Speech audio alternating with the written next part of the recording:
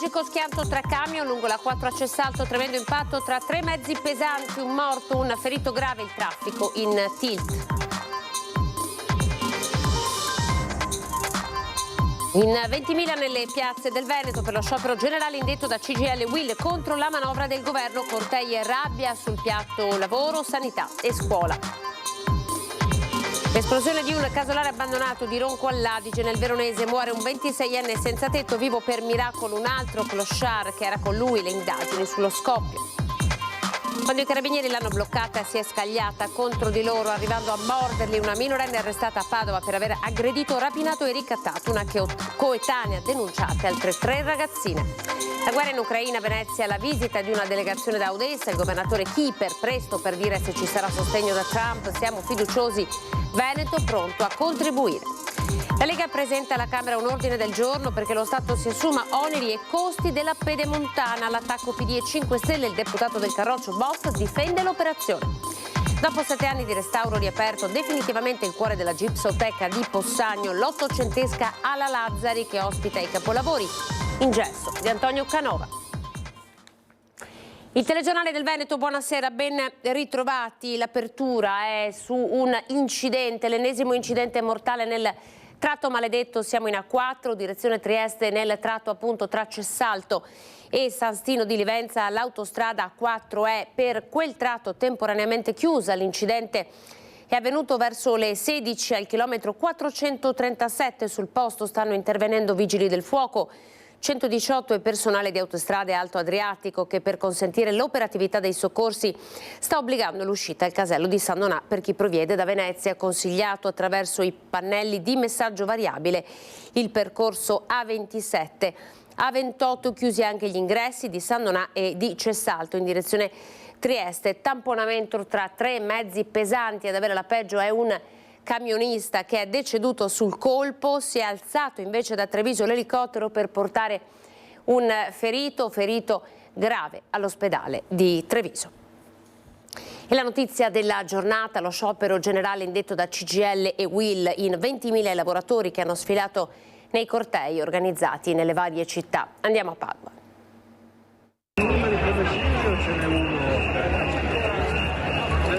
5.000 a Padova, 20.000 in totale nelle piazze del Veneto. Un'adesione oltre le aspettative per lo sciopero generale di CGIL e UIL contro la manovra del governo. Tanti i lavoratori che hanno sfilato in corteo. A noi piace il lavoro, è lo sfruttamento che non ci piace. Il lavoro è una bella cosa. Dobbiamo renderci conto che Poste Italiane sostiene tante cose e quindi anche i servizi che sono poi per i cittadini non possono mancare, perché abbiamo anziani, abbiamo persone che sono invalide, quindi questa nuova privatizzazione che stiamo andando incontro crea veramente disagio. La preoccupazione dei lavoratori è quella, cercare insomma che il posto di lavoro sia comunque garantito. Lei pensa che andrà in pensione? Sì, penso sì di riuscire ad andare in pensione, ma dipende a quali condizioni, a che età, con che pensioni, in che sistema paese, è un po' tutto in generale da considerare. Ma sì, c'è l'adesione nel comparto manifatturiero, ma anche la sanità. A Padova ha raggiunto punte del 40%, con reparti in cui si è garantita l'urgenza attraverso la precettazione, come le sale operatorie dello IOV o la cardiochirurgia in azienda ospedale università.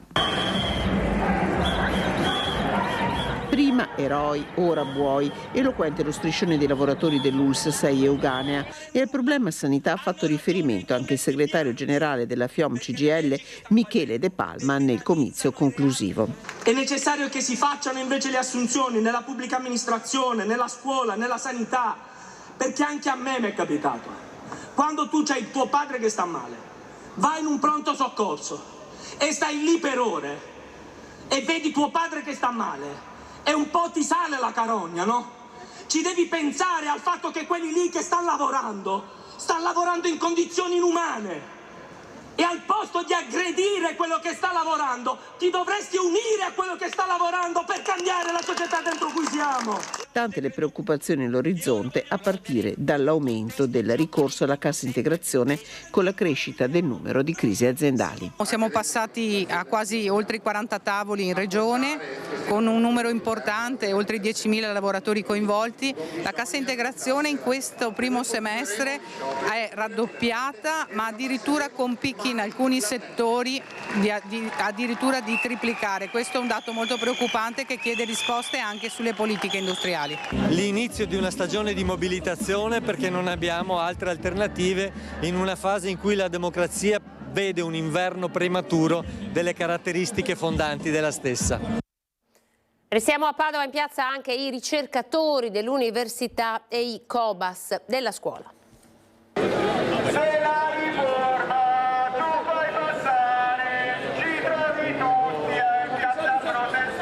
Non solo le sigle confederali in piazza oggi a Padova.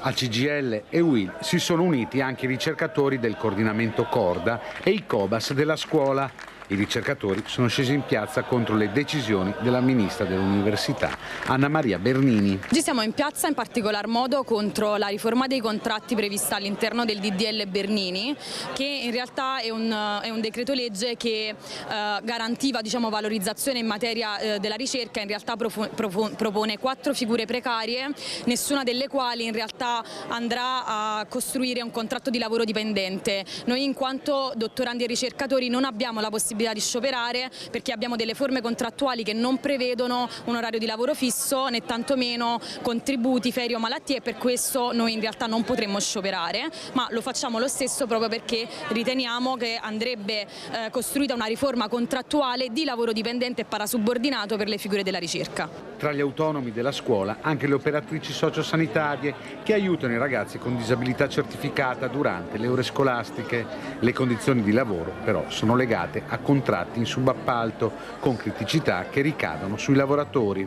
Oggi in piazza per rivendicare i nostri diritti.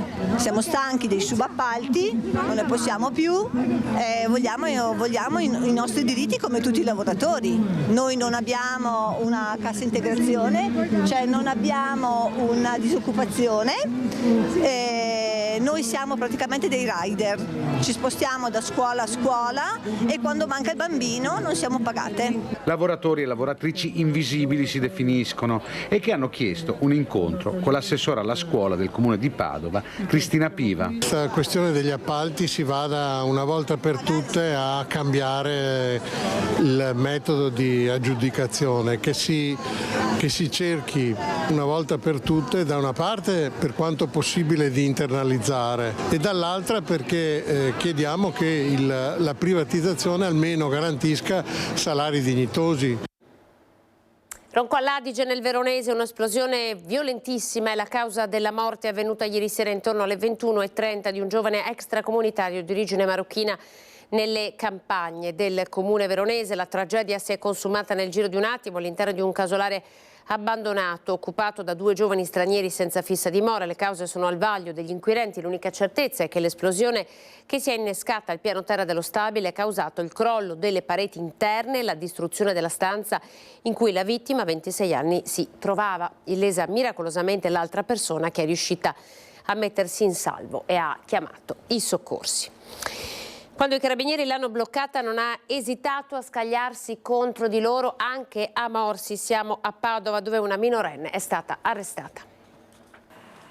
Ancora una rapina, ancora alla guizza, ancora ragazze quasi bambine che minacciano, derubano, ricattano coetanee. È finita malissimo per 4 ragazze, una di loro è maggiorenne, una ha addirittura meno di 14 anni. Per una delle 3 minorenni coinvolte è scattato l'arresto per rapina da parte dei carabinieri, le altre sono state denunciate. Tutto inizia intorno alle 18:30 di mercoledì, quando da Piazzale Cuoco a Padova parte la telefonata al 112 da parte di una mamma disperata privata. La figlia minorenne è stata rapinata del giubbino e del cellulare da alcune coetanee. Per riaverli le chiedono 500 euro. L'intervento dei carabinieri è immediato. Arrivati in piazzale Cuoco, i militari fermano le 3 giovanissime, alle quali se ne aggiunge una quarta, sempre minorenne, che ha in mano un secondo cellulare della vittima.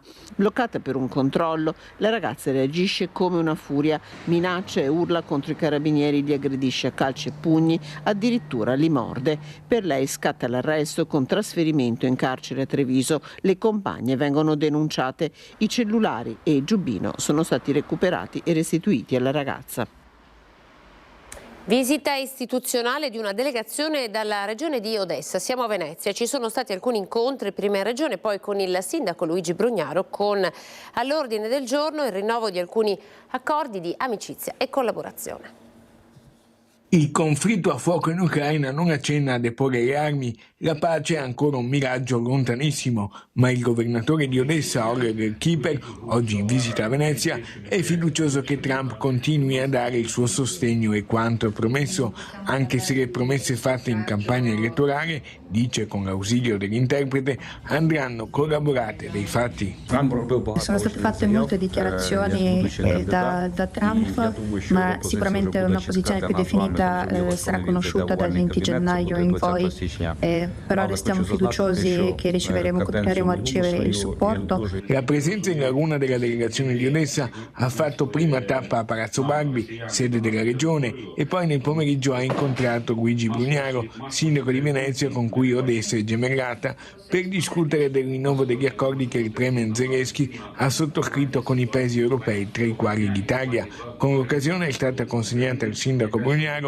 anche una delle massime onorificenze del governo ucraino. Siamo nel mezzo di una guerra non provocata, non abbiamo attaccato nessuno, ci stiamo solamente difendendo. Sicuramente posso dire con orgoglio che non abbiamo nulla di cui pentirci, perché abbiamo fatto il massimo per difendere il nostro paese. L'Ucraina finora ha difeso non soltanto se stessa, ha difeso tutta l'Europa, e chi non è convinto vi invitiamo, tra l'altro nella mia regione a Odessa, a vedere cosa Ruski Mir, quindi il mondo russo, porta, e quindi se l'Ucraina non avesse difeso l'Europa finora non sapremmo come si sarebbe evoluta la situazione. In Ucraina si è evoluta in tal senso che l'80% della popolazione non ha accesso a dei servizi essenziali per l'esistenza.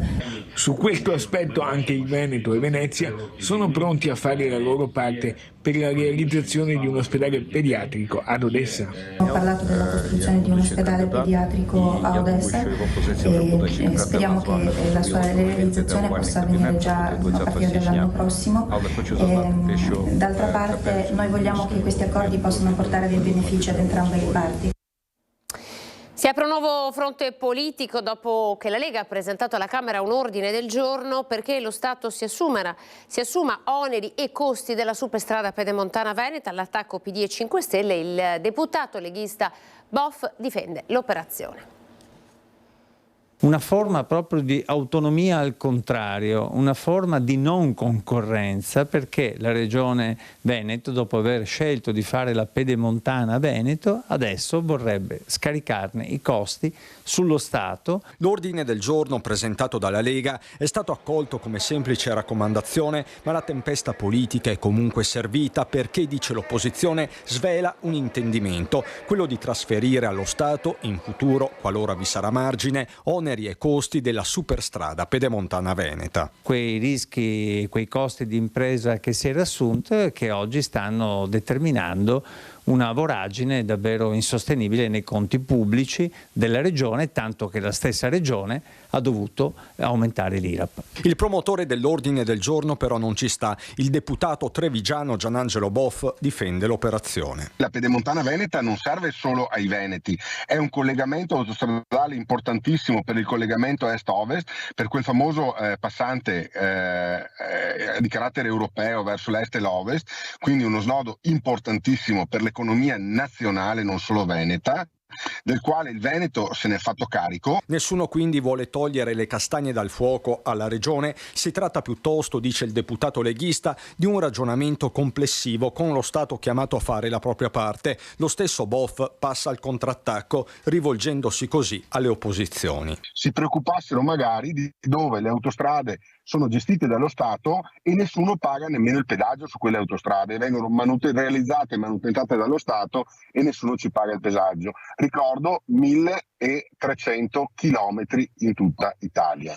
La Lega fa pagare lo Stato, la sintesi del pensiero di Enrico Cappelletti dal Movimento 5 Stelle, da Martella stoccata al governatore. Non è la prima volta, succede sempre, quando le cose funzionano magari è merito di Zaia, quando non funzionano è colpa di qualcun altro. Poi c'è lo stop alle trivelle al largo delle coste polesane. Il TAR del Lazio dà ragione agli enti locali rispetto ad un progetto che è del 2017. Ci sono le alternative, il rischio subsidenza è troppo alto, così dice Andrea Ferrazzi. Era stato denominato Teodorico come l'invincibile re degli Ostrogoti, ma per il momento il TAR lo ha sconfitto con una pronuncia che potrebbe costituire un precedente. Teodorico è il nome del giacimento estrattivo che dovrebbe, a questo punto doveva, sorgere al largo delle coste polesane nell'ambito del progetto Po Valley Operations, presentato nel 2017, più volte autorizzato a livello centrale. Contro le trivelle era sceso in campo il territorio, capofila il Parco regionale del Delta. Da lì la battaglia a suon di ricorsi. Ora lo stesso giudice amministrativo certifica la mancata concertazione con gli enti locali, ma soprattutto il rischio della subsidenza. Già Fanfani, proprio per questo, aveva detto di no. La trivellazione del Polesine comportò qualche decennio fa l'abbassamento, lo sprofondamento del territorio di 3-4 metri. Se noi oggi non avessimo in quel territorio un sistema di idrovere potente, tutto quel territorio sarebbe sotto acqua. Resta da capire quali effetti avrà la pronuncia sul cosiddetto piano Urso, che ha visto diverse frizioni a inizio 2024 tra Regione e Governo, con l'avvio di un tavolo di confronto. Il gas estraibile in Italia ammonta a 70-80 miliardi di metri cubi, meno della metà in mare, un numero, spiega Ferrazzi, solo apparentemente gigantesco. Se anche noi trivellassimo tutto il paese a mare o in terra, offshore o onshore come si suol dire, al massimo, consumando tutto l'estraibile, potremmo andare avanti con quel gas per un anno. Il gas è un elemento di transizione, come dice l'Unione Europea. Noi dobbiamo usare le rinnovabili. Costano molto meno alle bollette dei cittadini, alle bollette delle imprese e soprattutto abbiamo la materia prima. La Gipsoteca di Possagno riapre nella sua completezza dopo 7 anni di lavori.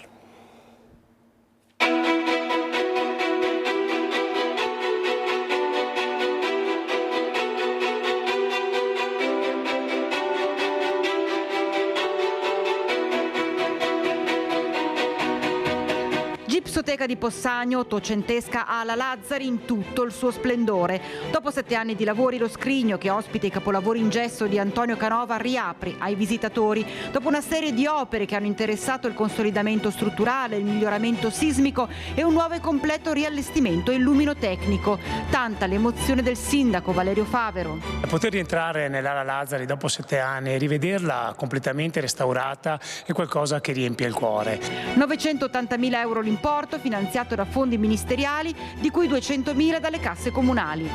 Un progetto che tocca vari ambiti, quindi abbiamo la tutela e la conservazione, sicurezza per il nostro patrimonio e anche per i visitatori. Poi abbiamo la valorizzazione, quindi attraverso il nuovo impianto di illuminazione abbiamo la possibilità di godere del modo corretto di tutte le sculture esposte all'interno dell'ala Lazzari, ma con questa apertura inauguriamo anche un nuovo allestimento.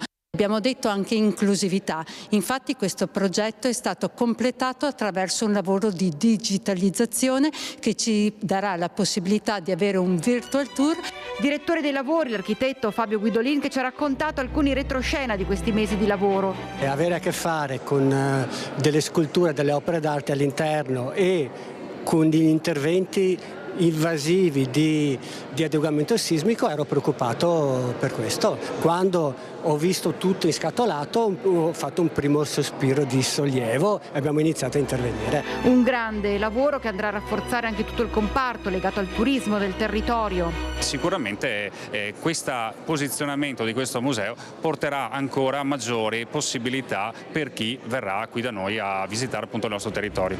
Non è finita, il 2025 sarà l'anno della messa in sicurezza e sistemazione dell'attigua Ala Scarpa, ma intanto godiamoci semplicemente tutta questa bellezza.